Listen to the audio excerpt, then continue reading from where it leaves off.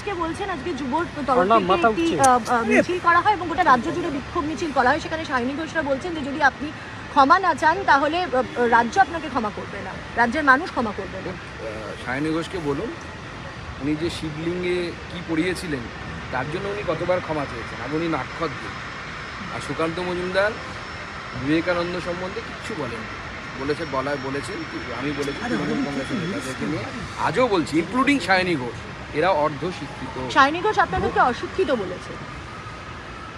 Cinema টিনেমা করে ও খুব শিক্ষিত হয়ে গেছে, কি আর করা যাবে। তবে ওনাকে আমি চ্যালেঞ্জ করছি, ওনার যদি দম থাকে তাহলে বিবেকানন্দ যে বাক্য যুগল নিয়ে তৃণমূল কংগ্রেস আন্দোলন করছে এবং উনি আন্দোলন করছে তার আগের 4 লাইন পরের 4 লাইন একবার ফেসবুকে ওনাকে পোস্ট করতে বলুন, দেখি কত দম আছে, কতদূর পড়াশোনা করেছে। ভোট পরিচালনা করার ক্ষেত্রে কুণাল ঘোষ বলছেন যে আপনারা যারা রাজ্য নেতৃত্বে তারা প্রত্যেকে ব্যর্থ।